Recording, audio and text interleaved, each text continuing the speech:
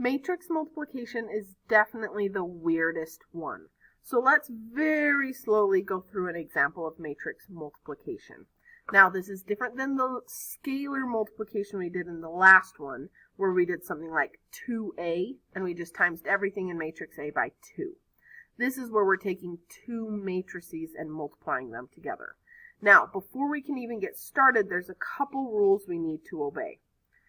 First, we need to make sure the dimensions work. Now, that doesn't necessarily mean they match. Here's how this works. Let's find the dimensions of each of the matrices we're multiplying. So this one's a 2 by 2. This one's a 2 by 3. Now, here's how you see if it works. Check the inside numbers. Those inside numbers should match. So the number of columns in this one should match the number of rows in that one. Those inside numbers should match. If they match, that means matrix multiplication is possible. If those inside numbers are different, then you can write D&E and be done with it right away. The outside numbers is the size of your answer matrix. So our final answer matrix is going to be a 2 by 3. So let's do this.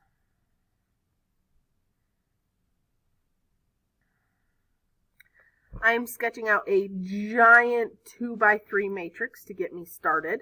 2 by 3, so far so good. Now, I told you, this is weird. Here's what we're going to do.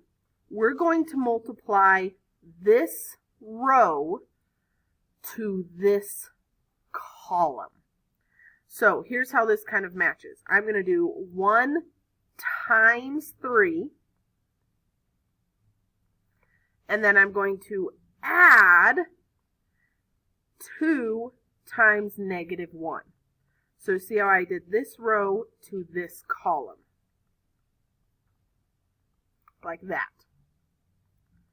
So I did 1 times 3 plus 2 times negative 1. This row to this column.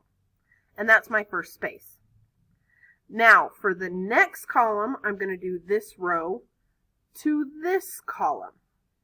So let's do these ones red. So now I'll do 1 times 0 plus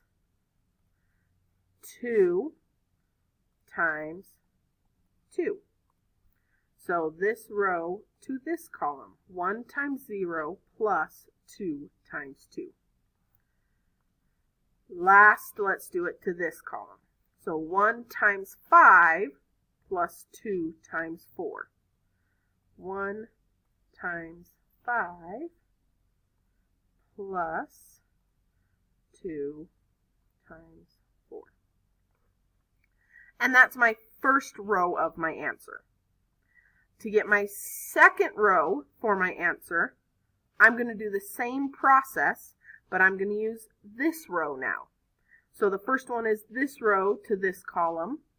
The second one is this row to this column. And the third one is this row to this column. So let's try that one. So first I've got negative 2 times 3 plus 3 times negative 1.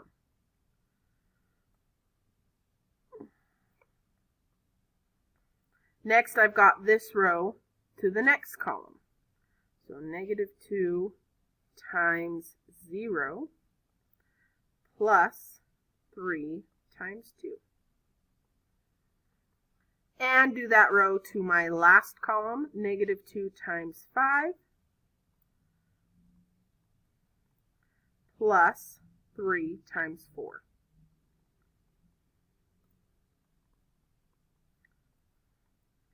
And now that we've got the multiplication done, it's just all about simplifying. So this be 1 times 3 is 3. 2 times negative 1 is a negative 2. 1 times 0 is 0. 2 times 2 is 4. 1 times 5 is 5. And 2 times 4 is 8. Negative 2 times 3 is negative 6. 3 times negative 1 is negative 3. Negative 2 times 0 is 0. And 3 times 2 is 6. Negative 2 times 5 is negative 10. And 3 times 4 is 12. Whoa. Just a sec. Computer's spazzing out. There we go. So 3 minus 2 is 1. 0 plus 4 is 4. 5 plus 8 is 13. Negative 6 minus 3 is negative 9. 0 plus 6 is 6. And negative 10 plus 12 is 2. That is my final answer. So now let's come over here and try to do B times A. So I'm changing the order. I'm doing B first, then A. Remember, we always need to check the dimensions first to see if it's possible. So this is a 2 by 3. This is a 2 by 2. Check the inside numbers, and oops, right away, those inside numbers do not match. So we can say D and E or not possible. And we're done. That's it. If those inside numbers don't match, then you're finished. If the inside numbers do match, then you got to go through and do this great big long process. But that is matrix multiplication for you. It's a weird pattern, but the more you do it, the more it will become habit, the more you'll get used to it. So it really is just practice at this point. In the next video, that's exactly what we'll do. We're just going to practice all this addition, subtraction, scalar multiplication, and matrix multiplication stuff to get the patterns down.